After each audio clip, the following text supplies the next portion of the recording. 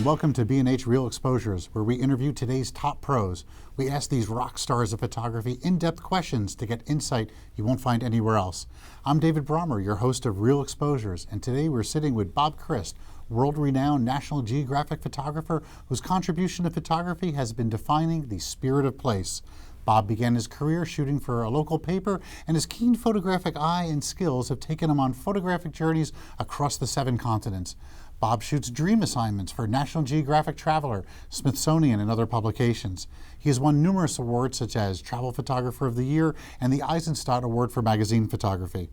Bob teaches workshops and lectures internationally and is known for 2 things: making great pictures and having awesome stories to tell about his journeys, such as being knighted with a cutlass during a voodoo ceremony in Trinidad, stranded on a glacier in Iceland, getting almost run down by charging bulls in India, and being detained inside dictatorship countries. Recently, Bob has been transitioning his still photography work to the moving image with the emergence of super high quality HD video in small packages, ideal for Bob to capture travel video. 3 weeks ago, I had the pleasure of joining Bob with 2 other National Geographic photographers teaching on a Lindblad Expedition's National Geographic Land and Sea Photography Retreat in the Sea of Cortez. And let me tell you something, that was pretty amazing. Welcome to Real Exposures, Bob. Thanks for coming. Great to be here. We've been planning this for a while, so yes, it's wonderful to have you here. And especially after spending so much time with you over the past couple of weeks. So, first and foremost, you are a travel photographer. Yes. So please tell me, what is your favorite location to shoot and why? Well, you know, that's a question I get a lot, and I always say that my favorite place is the next place, the place I haven't been before, because it's the wanderlust that propels you. But if going backwards, I have so many favorite places. I think it's hard to pick one. For general culture and people and architecture, I love Italy. For the landscapes, I love Iceland. For the street life, I love Southeast Asia, Burma, for instance. So you can tell I'm a little promiscuous. I love a lot of places in that way, and that's I think one of the things that propels you to keep moving, because I couldn't like put a moniker of favorite. I have a bunch of favorites. You know, we have something in common with Italy. I get to go to Cortona every year, my wife's property there, and you did the work with Francis May's Cortona book. What is it specifically about Italy that draws you to it? Well, you know, Italy, like a lot of other places in Europe, it seems like in terms of the landscape, the hand of man and the hand of nature are kind of perfectly blended. I mean, when you look out over that Tuscan landscape, the villages are just where you would put them if you were shooting painting a picture. Everything just seems to be so homogeneous. The people are friendly, the culture, the food, the wine, you know, it's got everything. But I really like the Italian people, and I don't speak really any Italian, but somehow, you know, I've made some very good friends over the years working there. The Tuscans are special. Yeah. But I did meet some Umbrians this year that said that they were nicer than the Tuscans. Well, good, that'll give me some place to go now. Okay, so you've been making the transition to video. It's been the topic of your recent lectures. Frequently, you're amassing a new body of work on video, and I'm pretty familiar with your photography work. But why are you stepping away from photography? You know, that's a question I've been asking myself a lot lately, and I think that it's been a number of forces. One is that the emergence of all this software that can make like dramatic pictures out of nothing, HDR and all, you know, Topaz Adjust, they're all great tools and everything, but it just seems like, you know, everybody's Facebook page is loaded with these spectacular shots that you know, they look great, and everybody's been everywhere. There's so many photo tours going around and everything. And a few years ago, I was at a camera club convention with another photographer, Tony Sweet, who I think you know. And we went through the print display of that Camera Club Association. And the prints were magnificent, the moments were there and everything. And we walked through and we talked to each other. We said, there's nothing we can teach these people anymore. That, you know, I think digital has brought that level up. So I said to myself, what can I do that they can't do? They, you know, people learn software better than I do, and they print better than I do and everything. The things that I can do is I can shoot people and I can tell stories. So I started to think I'm going to have to concentrate my work along those lines to stand out from all these other, I mean, you know, great enthusiasts that are coming up, and the market is just glutted with travel pictures. So So telling stories, shooting people, and then this video thing comes out, and wow, there's the convergence right there. I mean, most of video is shooting around people, and constructing a story is what video is all about. Can we roll the work that you did with us in Cabo in the Sea of Cortez? Oh, sure. Yeah. I mean, that's there's not much story. That was just kind of a, like a short impressionistic piece, but sure.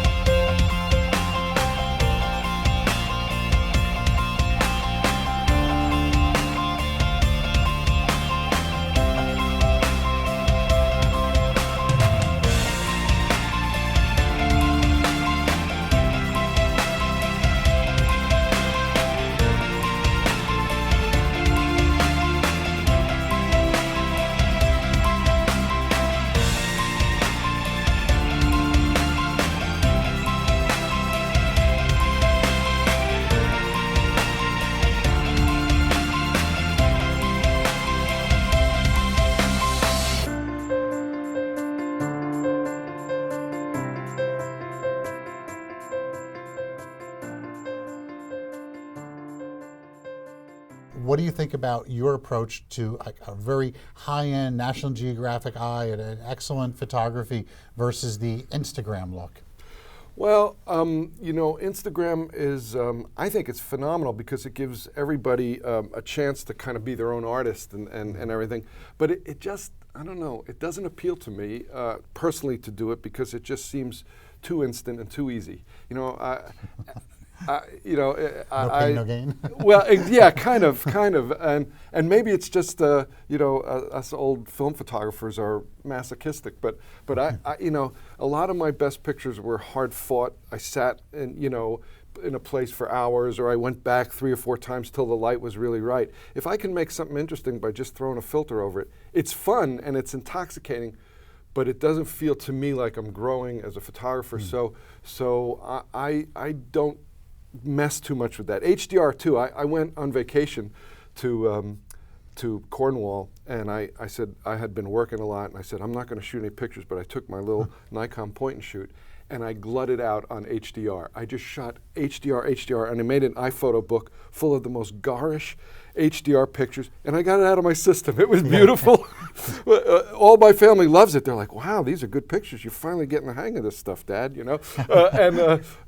But I did it, and now I'm kind of done with it. Although I do like to mess with it in trying to solve some problems and making it very subtle. But I don't get to shoot that much architecture or real estate, so it's it's not something I can take advantage of. Although I'm seeing now, I think everybody has kind of gotten drunk on it, and now they're pulling it back. And I've been seeing some very subtle and nice work with it. To get back to video, photographers who want to explore video are going to have to learn editing, and not Photoshop editing, which was almost a pleasure in hindsight to learn. Yeah. What editing software do you recommend? Well, I started off with iMovie, which is a very simple, intuitive way to do it, and it is terrific. It can do probably 90% of what most of us need to do. But, it has its limitations. It's an amateur program. But when Apple came out with Final Cut Pro 10, which is based on that iMovie kind of architecture, the old guard, the old professional editors who were using Final Cut 7 went bananas. I have never seen such vitriol towards a new program as was spewed at Final Cut 10. It's amateurs, it's this, it's that. And I found myself, for the first time in my career at 60 years old, not being the old guy saying, the old stuff was better. I embraced this new stuff, and it is a phenomenal program. And I've even been able to convince several of my friends who are at first very reluctant, once they dip their toe in it and they get out of that mindset that they heard it was terrible. Our mutual friend Bob Sasha now, I think I've converted Bob over to Final Cut 10, and in the beginning he wasn't going to have a part of it. If you begin an editing project in Final Cut 7, and then you want to pick it up in 10, do you have to re-ingest everything? There's a program called 7 to 10. It's a little $12 program, and it will take the project from the 7 and put it into 10. It drops the ball occasionally. Some typefaces and fonts may get mixed up and stuff, but largely it'll take a 7 project and it'll translate it right into 10, and vice versa. There's a 10 to 7 one as well. Now, on that short Lindblad Baja video we just saw, what did you edit that with? 10. Final Cut Pro and about 10. How long did it take you to put that together? One of the problems with editing video is if you shoot 2 hours of video, you have to sit there for 2 hours and look at the clips again, unless you remember where the good parts are. Whereas when we're shooting stills, you put them in whatever, Lightroom or Bridge, and you're zipping through them real fast and stuff. But video, you have to kind of watch it in real time. I guess you could go about, sometimes I'll scrub in fast motion if I'm looking for something. But the big problem with video is the real time, is watching all that stuff again in the real time. But actually that was not too hard to put together because I wasn't shooting that much, so there wasn't much to look at. Do you typically, in video, do you shoot heavily, like some digital photographers shoot stills, or do you kind of... No, I try to shoot, like 3 to 7 second clips of whatever it is. I'm really trying to shoot more in sequences and think a lot more about what I do now. In the beginning, when I was shooting video, I was like just fire hosing everything, covering it all, and now I'm getting better at identifying and shooting sequences, because otherwise you're sitting for hours scrubbing your clips, and that's a lot of work. So what have you learned from being a still photographer? And I imagine, I know your work pretty well, and I'm a big fan. The Ansel Adams Previsualization, can you apply those disciplines to video, and how does that absolutely. I think one of the things that makes still photographers pretty strong videographers is that we really know our way around a frame. We can really compose a frame. We're really sensitive to light. So I think that the eye of a still photographer, the feel for light, is definitely translatable. What we have to learn is how to deal with the passage of time, how to deal with movement. I had to learn to love my tripod again because, oh God, there's nothing like, that kind of shaky video. It drives me nuts. Digital photography gave you high ISO to play with, so you're leaving the tripod at home, enjoying that. And now I don't leave home without the little tripod on my shoulder, yeah. Okay, so the other aspect to the video, the AC/DC to it, is audio. And the built-in mic in these cameras is usually unusable. And I've heard an adage that says nothing ruins good video like bad audio. Right. How are you dealing with, what's your favorite microphone? What are you dealing with? Well, I do a couple things. If I'm going to record into something like my Nikon DSLRs, I used a Juice Link, I think it's called, a preamp. I think there's also a couple other brands. And it's a low noise preamp that the mic goes into that, and then that goes into the camera, and you get very good usable audio that way. The other way that you can do it is dual audio, recording into an audio recorder and then syncing the sound afterwards. That's a whole nother step. Final Cut Pro 10 makes it very easy. It does it all automatically. That's scary. Yeah. To sync audio to video. Yeah. And I hear it's actually pretty easy once you do it, right? It is pretty easy, but I would still prefer to have it right on the video track. So this, so a low noise preamp like Juice Link is good. And then I am also shooting with a Sony NEX VG30, which is more of an actual camcorder, and the audio in that is superb. And so I'll plug in a mic. I like the Sennheiser's, the little MKE 400, and Sennheiser just came out with a slightly larger one, which is also XLR, called the MKE 600, which is designed specifically for DSLR video, and really has a really focused pattern. It's a little longer, and the sound from that is really superb. The MKE 600. 600, yeah. So that's not a wide one. No, it's it's a shotgun. Yeah. Which kind of makes sense to sort of match your lenses and your focal length. Sure. The more you can eliminate, unless you're going for some ambient sound in the woods or something like that, the more you can kind of key in, the better. And where did you learn your video? Where was the? On the web. I'm a tremendous researcher, and I'm a autodidact, self-taught. I self-taught myself photography way back when. I used to look at the National Geographic and reverse engineer the pictures. If I saw a picture of a shepherd on a mountain at sunrise, I said, okay, the photographer had to either get up early and drive up the mountain. He had to know which way, so that's the way I kind of taught myself photography. And I've taught myself video by watching a lot of great instructional things. Dan Chung is a guy who runs a site called DSLR News Shooter. He's great. There's an outfit out of Canada called Still Motion. Those guys are phenomenal. And they're very generous. They put together these tutorials that I just suck them all in. So speaking of that shepherd in the mountain, I had a couple of takeaways from spending a week with you guys in Baja. The big one was the pooping dog. And actually what's funny is that when you explained that concept to the participants, the guests, I wasn't in the room, I didn't hear it. So I kind of all of a sudden walked in and you guys were talking about this pooping dog, and it always made people laugh and everything. And I want to let you share the pooping dog and that concept with the Real Exposures people. All right. Back in the 90s, I wrote a book called Spirit of Place where I kind of analyzed travel pictures and stuff. And I said a good travel picture has three things. It has great light, good composition, and a sense of moment. And the moment is, Cartier-Bresson's decisive moment or whatever. Why are you showing me this 125th of a second and not the one before or after?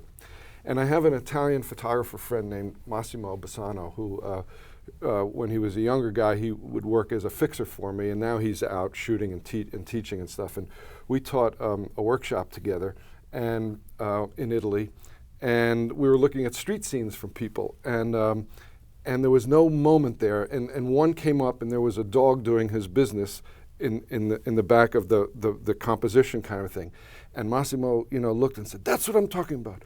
The pooping dog. We need the pooping dog." So it became shorthand for sense of moment, the decisive moment, the pooping dog. He used a different word than pooping, but we'll keep it clean here. So that became shorthand. If we were looking at somebody's picture and said, "Well, nice light, nice composition, but no pooping dog," So that, and people, I think, they glom onto that pretty easily, and I think it helps them with the concept of moment. Why? Every picture has a moment, whether it's a landscape, it's the weather, it's a shaft of light, whether it's a portrait, it's a gesture or an expression. So that sense of moment, which we distill down to the pooping dog. Well, I think it's a great concept. We just did a crit session a couple of days ago at the event space, had 60 photographers, and there were some beautiful landscapes, but what was missing in them was the pooping dog. Yeah, the sense of moment. Yeah, and that's very important for still photographs because we are slicing off time, and we're slicing off a moment of time, and we're presenting it. And if we're presenting that moment of time, there should be something special about that moment. Whereas the videographers, we're capturing the movement through time. And so that's a whole different kind of thing and a different type of anticipation and everything. Here in New York City, we have cleanup laws. Yes. So if it's your dog that's pooping, you're responsible. We'll call it the pooper scooper dog in New York. So Bob, you've done a lot and you've traveled a lot in your expansive career. What is on your, what haven't you done yet that's on your bucket list that you? I haven't spent any time really in Australia, and I'm looking to engineer a big trip through that. And I'm talking with a couple of publishing places now about trying to work a little video series, a video travel series, which I'm kind of pitching it like a 21st century Charles Kuralt on the back roads kind of thing. I don't want to be on camera. I want to do the video thing. And I've got a couple nibbles on that. And so I've been working on that. I've reached an age where, fortunately, I live below my means, and I'm okay. I could retire tomorrow and I'd be okay. But I still love to work, and I want to do the work that I want to do, and I want to shoot the stories that I want to shoot. And if I get paid, all the better. If I don't, I'm still going to do it. You can't retire. You're a photographer. No, I know you can't retire, but I'm talking about making money. We like to make money, of course. You never have enough of it and everything. But I've been working on. It helps fund the new gear. That's true. That's true. That's what I tell my wife. But I'm working on stories now. It's funny. A couple of my little video pieces that I started with, I ended up selling, but they started as labors of love. And it's always been in my experience that if you shoot what you love, somehow the money will come. It may not come immediately, it may not come in droves, but it'll come. So that's where I'm at now. All right. Okay, so we have a tradition here on Real Exposures. We want to get inside your mind. Okay. So we're going to play word association. Okay. Photographer word association. Alrighty. So let's have at it. Okay. Don't hold anything back. Okay. All right. So, zombie. Big banks. Nautilus. Shell. Nikon. Great optics. Large format. Not for me. Full frame. APS-C. I like. Micro Four Thirds. I even like that, actually. Grain. It doesn't bother me. Monochrome. I'll love it. Passport. Need it? Yeah. Crash. Crash. Great movie, and makes me think I need a new computer because my computer is crashing a little these days. Final Cut 11. Well, it's on here. Final Cut 11? That's where you just kind of think it and it happens. Whale shark. Tough to shoot. The polarizer for that. Yeah, right. Oh my gosh. Okay, so now we're going to do a photographer association. Adams. Well, just light and landscape. Eisenstadt. People. Great people. Walker Evans. Not familiar enough to say much about Because you don't like the large format. Yeah, that's probably it. That's probably it. Michael Melford. He's the 21st century Ansel Adams. He Oh, really wow, is. that's His landscapes are spectacular. They are beautiful. He's the man. He's the man. As much as I teased him on the trip, we've known each other for 30 years. We've been competing for the same jobs and for all that time. And it's a wonderful thing about our profession is that most of my really close friends are the same guys and gals that I go up against for jobs and stuff. And instead of it could be easily a very kind of abrasive thing. Mm-hmm. But we all seem to realize that we're all out there alone, and we're the only support group that we have is each other and stuff. So all my best friends, I've lost jobs to all my career. Eddie Adams. Eddie, street guy from Jersey, one of the greats, Sebastian Salgado. He is my ideal for the way he depicts people with dignity. He has a saying that if you cannot show a person with dignity, then you should not take his picture. That's a rough paraphrase of one of his sayings. And if there's anybody who imbues the working man and everything with dignity, it's Salgado. He's one of my favorites. All the photographers on Flickr. You guys put me out of business.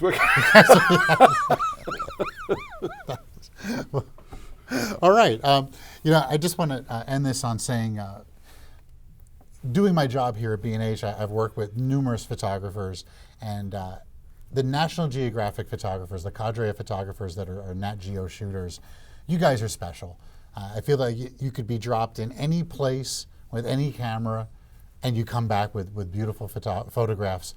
And you've also, National Geographic has inspired so many photographers over the years, and we've seen a lot of our photo magazines, some of our favorites, really go. Life magazine, which was inspired a generations of photographers, is no longer.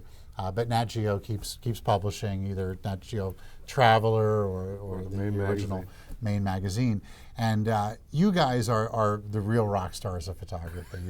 You're saying that makes me Meatloaf, I think. If we're looking at